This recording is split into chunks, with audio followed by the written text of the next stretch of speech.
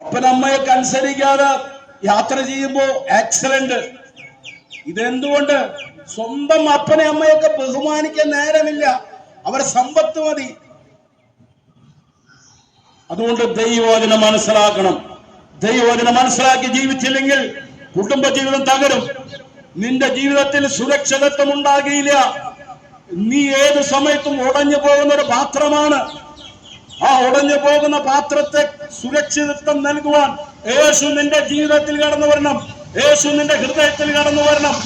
അതുകൊണ്ട് ഇപ്രകാരം നിങ്ങൾ പറയുകയാണെങ്കിൽ, യേശുവേ, ഞാനൊരു പാപിയായ മനുഷ്യൻ, ഞാനത് സമ്മതിക്കുന്നു. യേശുവേ, നിന്റെ വചനം ഞാൻ കേട്ടു, ഞാനത് ഏറ്റെടുക്കുന്നു എന്ന് വിശ്വസിച്ചുകൊണ്ട് ഞാൻ പറയുന്നത് നിങ്ങൾ ഇരിക്കുന്ന ഇരിപ്പിൽ പറയുകയാണെങ്കിൽ, യേശുവിനെ ഞാൻ ദൈവമായി അംഗീകരിക്കുന്നു.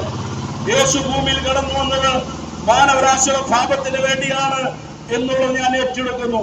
എന്റെ പാപത്തിന് വേണ്ടിയാണ് യേശു മരിച്ചത് എന്നുള്ളത് ഞാനത് ഏറ്റെടുക്കുന്നു. യേശുവേ, എന്റെ പാപങ്ങളെ ക്ഷമിക്കണമെന്നൊരു വാക്ക് പറയാ.